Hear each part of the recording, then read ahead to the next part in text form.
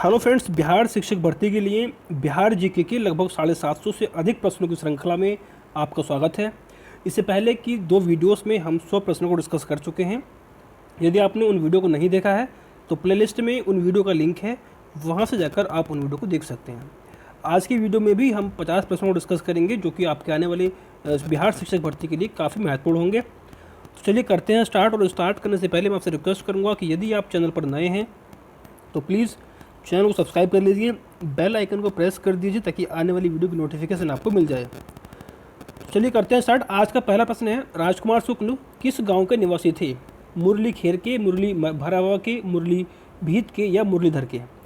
तो राजकुमार शुक्ल ये थे मुरली भरावा के। Option B is the right answer. Rajkumar Shukla का जन्म 23 अगस्त 1875 ईस्वी को हुआ था और उनकी डेथ हुई थी 20 मई 1929 को। ये वह व्यक्ति थे जिन्होंने महात्मा गांधी को चंपारण आने के लिए राजी किया था और जो बाद में चंपारण सत्याग्रह का कारण बना।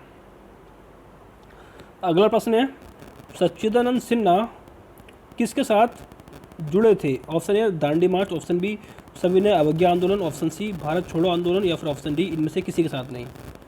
तो सच्चिदानंद सिन्हा इनमें से किसी भी आंदोलन से संबंधित नहीं थे। इन्हें संविधान सभा के प्रथम अधिवेशन में, जो कि 9 दिसंबर 1946 को हुआ था, सर्वसम्मति से अस्थायी अध्यक्ष चुना गया था। यह आपको ध्यान रखना है।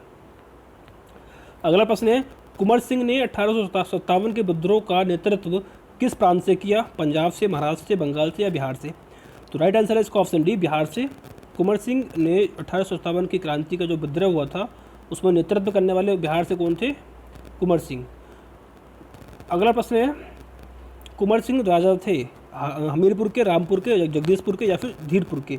तो कुंवर सिंह जगदीशपुर के राजा थे। Option C is the right answer. अगला प्रश्न है, कुंवर सिंह के विरुद्ध आरा में अंग्रेजी फौज का नेतृत्व करने वाला पहला सेनानायक इनमें से कौन था? मिलमैन, कैप्टन डनवर, लुगार्ड या कैप्टन ली ग्रांड? तो कुंवर सिंह के विरुद्ध आरा में अंग्रेजी फौज का जो नेतृत्व करने वाला जो पहला सेनानायक था वो था captain Dunbar. Option B is the right answer. अगला प्रश्न है, कुंवर सिंह के पिता का नाम था रामबख्श सिंह, उदबंत सिंह, साहबजादा या उमराव सिंह? तो कुंवर सिंह के पिता का नाम था Sahabzada Singh. Option C is the right answer. अगला प्रश्न है, बिहार की प्रचलित कला है मधुबनी, अवधी, मुगल या इनमें से कोई नहीं? तो बिहार की प्रचलित कला का नाम है Madhubani. Option A is the right answer. Madhubani, ये देखिए आप मधुबनी चित्रकला को देख सकते हैं, ये एक फोटो मैंने लगा रखा है। अगला प्रश्न है, बिहार का प्रसिद्ध पर्व है दुर्गा पूजा, बैसाखी, छठ पूजा या इनमें से कोई नहीं? तो बिहार का प्रसिद्ध पर्व का नाम है Chhath Puja. Option C is the right answer. अगला प्रश्न है, बिहार की पेंटिंग विधा कौन सी है? मधुबनी, मुगल, पिछवई या श्रीरंगम? तो बिहार की पेंटिंग विधा जो हमने देखा पीछे मधुबनी ही है इसका right answer. Option A is the right answer. अगला प्रश्न है, सोनपुर मेला को कहते हैं, सोनपुर मेला को और किस नाम से जानते हैं, किस क्षेत्र का मेला कहते हैं? ऑप्शन ए हरिहर क्षेत्र मेला, ऑप्शन बी जानकी देवी मेला या ऑप्शन सी सौराठ मेला, ऑप्शन डी वैशाली मेला? तो सोनपुर को हम हरिहर क्षेत्र मेला भी कहते हैं। Option A is the right answer. ये है हरिहर क्षेत्र सोनपुर मेला। अगला प्रश्न है,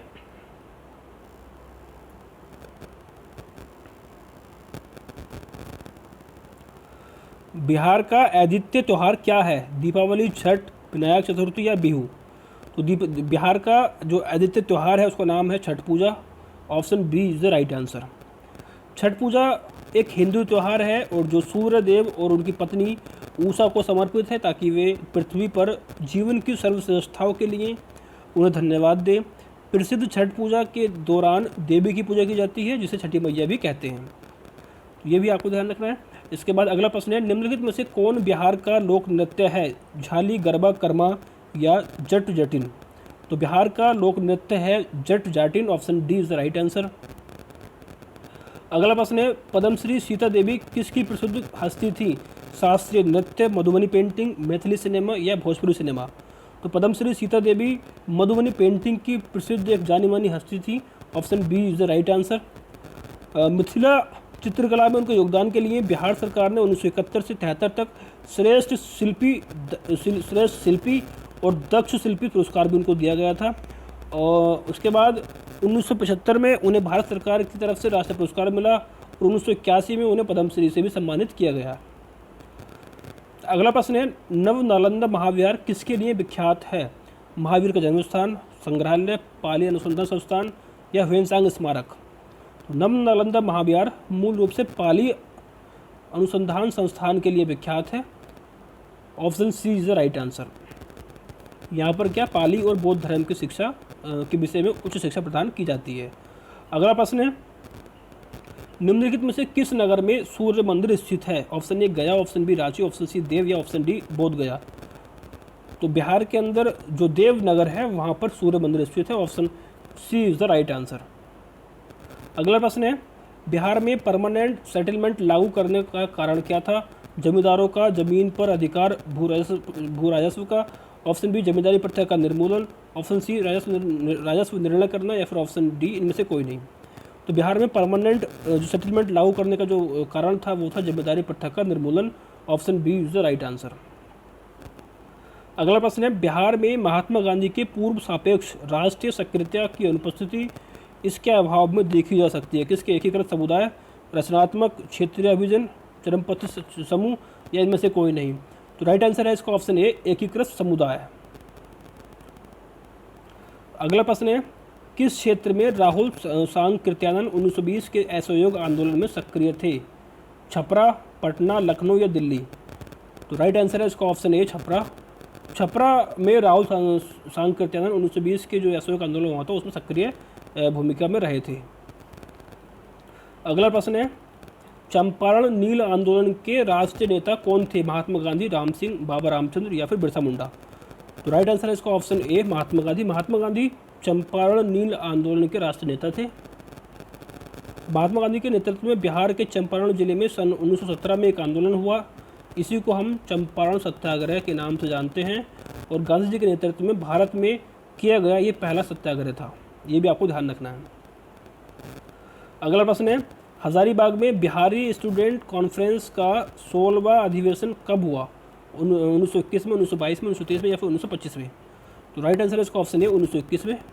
1921 में हजारीबाग में बिहारी स्टूडेंट कॉन्फ्रेंस का 16वां अधिवेशन हुआ था। अगला प्रश्न है, गांधी जी ने भारत में पहली बार सत्याग्रह आंदोलन बिहार में कहाँ प्रारंभ किया? पटना में, बेतिया में, चंपारण में या छपरा में? तो गांधी जी ने, जैसे हमने पहले भी पढ़ा पहले के प्रश्नों में, तो गांधी जी ने जो पहली बार सत्याग्रह आंदोलन था वो बिहार के चंपारण जिले में प्रारंभ किया था। Option C is the right answer. अगला प्रश्न है, 1922 में गया के इंडियन नेशनल कॉन्फ्रेंस के अधिवेशन के अध्यक्ष कौन थे? चित्तरंजन दास, हकीम अजमल खान, डॉक्टर राजेंद्र प्रसाद या फिर एस.एन. बनर्जी? तो देखिए 1922 में जो गया में जो इंडियन नेशनल कॉन्फ्रेंस का अधिवेशन हुआ था उसके अध्यक्ष थे Chittaranjan Das. Option A is the right answer. अगला प्रश्न है, बिहार कांग्रेस सोशलिस्ट पार्टी का गठन कब हुआ? 1930 में, 1931 में, 1932 में या 1935 में? तो बिहार कांग्रेस सोशलिस्ट पार्टी का गठन हुआ था 1931 में। Option B is the right answer. Jayaprakash Narayan, Phulan Prasad Verma और कुछ अन्य लोगों ने मिलकर जुलाई 1931 में बिहार समाजवादी पार्टी की स्थापना की थी। अगला प्रश्न है, बेगूसराय में चौकीदारी कर के विरुद्ध आंदोलन एक हिस्सा था असहयोग आंदोलन का, खिलाफत आंदोलन का, भारत छोड़ो आंदोलन का या फिर सविनय अवज्ञा आंदोलन का? तो ये जो एक आंदोलन था ये आंदोलन किसका हिस्सा था? सविनय अवज्ञा आंदोलन का। Option D is the right answer. अगला प्रश्न है, बिहार के उस क्रांतिकारी का नाम बताइए जिसने सितंबर में हिंदुस्तान सोशलिस्ट रिपब्लिक आर्मी की बैठक में भाग लिया था? फणींद्र नाथ घोष, भगत सिंह, अजय घोष या ज्योतिन्द्र नाथ? तो देखिए बिहार जो हिंदुस्तान सोशलिस्ट रिपब्लिक आर्मी जो है इसकी स्थापना अक्टूबर 1924 में हुई थी। और जो किसने की थी? तो राम प्रसाद बिस्मिल, योगेश चंद्र चटर्जी, चंद्रशेखर आज़ाद और सचिंद्र नाथ सन्यास आदि इन लोगों ने मिलकर कानपुर में की थी। और इसमें भाग लिया था फणींद्र नाथ घोष ने। Option A is the right answer. ठीक है, ब्रिटिश राज को समाप्त करने के लिए या समाप्त करने के उद्देश्य से ये एक गठित एक क्रांतिकारी संगठन था। अगला प्रश्न है, चंपारण आंदोलन से कौन संबंधित नहीं था? जयप्रकाश नारायण, डॉक्टर राजेंद्र प्रसाद, अनुग्रह नारायण सिंह या इनमें से कोई नहीं। तो इसका राइट आंसर है option A, Jayaprakash Narayan. Doctor Rajendra Prasad और अनुग्रह नारायण सिंह ये दोनों ही चंपारण आंदोलन से जुड़े हुए थे। अगला प्रश्न है, गांधी जी का चंपारण सत्याग्रह किससे जुड़ा था? तिनकठिया, इजारादारी, जैनमीज या इनमें से कोई नहीं। तो गांधी जी का जो चंपारण सत्याग्रह था ये जुड़ा हुआ था तिनकठिया से। ऑप्शन ए इसका राइट आंसर होगा। और तिनकठिया क्या था? तिनकठिया खेती में प्रति बीघा यानी कि जो 20 कट्ठा ज़मीन है उसमें से 3 कट्ठा ज़मीन पर आपको नील की खेती करना अनिवार्य बनाया गया था। तो इसी के विरुद्ध ये एक सत्याग्रह गांधी जी के द्वारा किया गया था। तो महात्मा गांधी के सत्याग्रह का पहला प्रयोग बिहार के चंपारण जिले में हुआ था। बापू 10 अप्रैल 1917 को बिहार में आए। बुलावा था चंपारण के किसान राजकुमार शुक्ल का, जिसको हमने पहले प्रश्न में देखा था। और इसके दौरान बापू जो है वो यहाँ पर चंपारण में 3 दिन रुके, किसानों की पीड़ा जानी और उन्हें 3 कठिया प्रथा से मुक्ति भी दिलाई थी। अगला प्रश्न है, प्रभावती देवी किस क्षेत्र की स्वतंत्रता संग्राम सेनानी थी? पटना, शाहाबाद, भागलपुर या चंपारण? तो प्रभावती देवी पटना क्षेत्र की स्वतंत्रता संग्राम सेनानी थी। ऑप्शन ए इसका राइट आंसर होगा। और ये जो है प्रसिद्ध स्वतंत्रता संग्राम सेनानी और सामाजिक कार्यकर्ता जयप्रकाश नारायण की पत्नी थी। अगला प्रश्न है, बंगाल के किस नवाब ने मुंगेर को अपनी राजधानी बनाया? अलीवर्दी खां, मीर कासिम, मीर जाफर, सिराजुद्दौला? तो मुंगेर को अपनी राजधानी बनाने वाला जो नवाब था वो था Mir Qasim. Option B is the right answer. अगला प्रश्न है, निम्नलिखित में से किस भारतीय को रॉबर्ट क्लाइव ने बिहार का नायब दीवान नियुक्त किया था? ओमी चंद को, मानिक चंद को, शताब राय को या राय दुर्लभ को? तो रॉबर्ट क्लाइव ने बिहार का नायब दीवान नियुक्त किया था शताब राय को। Option C is the right answer. अगला प्रश्न है, गोलघर का निर्माण किस गवर्नर जनरल के समय में हुआ? Warren Hastings, Lord Hardinge, Lord Cornwallis या सर जॉन रॉस? तो गोलघर बिहार प्रांत की राजधानी पटना में गांधी मैदान के पश्चिम में स्थित है। 1770 में वहाँ पर एक भयंकर सूखे के दौरान लगभग 1 करोड़ लोग भुखमरी का शिकार हुए थे। और इसी को ध्यान में रखते हुए जो उस समय के जो गवर्नर जनरल वॉरेन हास्टिंग थे उन्होंने गोलघर का निर्माण की योजना बनाई। और ब्रिटिश इंजीनियर कप्तान जॉन गास्टिन ने अनाज के या जो ब्रिटिश फौज थी उसके लिए अनाज के भंडारण के लिए इस गोल ढांचे का निर्माण 20 जनवरी 1784 को शुरू करवाया था। तो ये भी आपको ध्यान रखना है। अगला प्रश्न है, पटना के 1857 के स्वतंत्रता संग्राम के नेता कौन थे? पीर अली खान, कुशल सिंह, जुधार सिंह या कुंवर सिंह? राइट आंसर इसका ऑप्शन है पीर अली खान। अगला प्रश्न है, 1830 के दशक में पटना नगर केंद्र था बहावी आंदोलन का, सन्यासी विद्रोह का, मुंडा विद्रोह का, इनमें से कोई नहीं। तो 1830 के दशक में जो पटना नगर था वो प्रमुख रूप से बहावी आंदोलन का केंद्र था। बहावी आंदोलन क्या था? बहावी आंदोलन एक पुनरुत्थानवादी आंदोलन था जिसने सभी जो गैर इस्लामी प्रथाओं को समाप्त करके इस्लाम को शुद्ध करने का प्रयास किया। और जो आंदोलन का जो नेतृत्व किसने किया था? सैयद अहमद बरेलवी ने इस आंदोलन का नेतृत्व किया था। अगला प्रश्न है, 1866 से 86 के नील खेतिहारों के बिहार में हुए विद्रोह के क्षेत्र की पहचान करिए। मतलब जो उस समय जो नील खेतिहार के जो बिहार में जो विद्रोह हुआ था वो किस क्षेत्र में हुआ था? मुजफ्फरपुर एवं छपरा में हुआ था, चंपारण एवं मुजफ्फरपुर में, दरभंगा एवं चंपारण में, या मधुबनी एवं बेगूसराय में? तो राइट आंसर है इसका ऑप्शन बी, चंपारण एवं मुजफ्फरपुर में। अगला प्रश्न है, इल्तुतमिश ने बिहार में अपना प्रथम सूबेदार नियुक्त किया था? एवाज को, नसरुद्दीन महमूद को, मलिक जानी को या अली मदीन को? तो राइट आंसर है इसका ऑप्शन बी सी, मलिक जानी। मलिक जानी को इल्तुतमिश ने बिहार में अपना पहला सूबेदार नियुक्त किया था। अगला प्रश्न है, अकबर ने बंगाल तथा बिहार को मुगल साम्राज्य में मिलाया 1590 में, 1575 में, 1576 में, इनमें से कोई नहीं। तो अकबर ने बंगाल तथा बिहार को अपने मुगल साम्राज्य में 1576 ईस्वी में मिलाया था। Option C is the right answer. अगला प्रश्न है, किसने प्राचीन पाटलिपुत्र नगरी के स्थान पर पटना शहर बसाया? शेरशाह ने, जहांगीर ने, बादशाह अकबर ने या शहजादा परवेज ने? तो देखिए पाटलिपुत्र नगरी के स्थान पर पटना को, जो पटना शहर को बसाने वाला कौन था? Shershah, Shershah Suri. Option A is the right answer. अगला प्रश्न है, मध्यकाल के किस शासक ने शासनकाल में बिहार का समूचे उत्तर भारत में राजनीतिक प्रभाव रहा? हुमायूं, जहांगीर, अकबर या शेरशाह सूरी? तो राइट आंसर है इसका ऑप्शन डी, शेरशाह सूरी। शेरशाह सूरी का एक समूचे उत्तर भारत में राजनीतिक प्रभाव रहा था। ठीक है, अगला प्रश्न है, मुगलों के पतन के बाद बिहार किसके अधीन हो गया?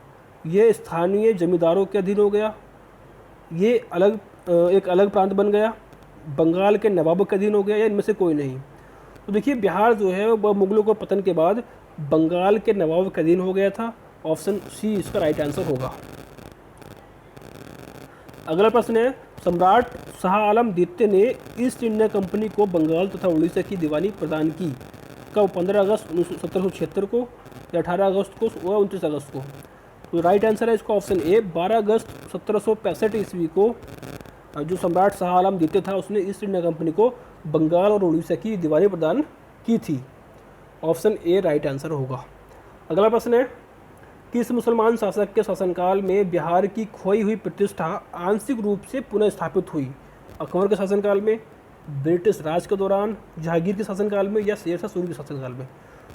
तो देखिए शेरशाह सूरी के शासनकाल में बिहार की जो खोई हुई प्रतिष्ठा थी वो आंशिक रूप से पुनः स्थापित हुई थी। ऑप्शन डी इसका राइट आंसर होगा।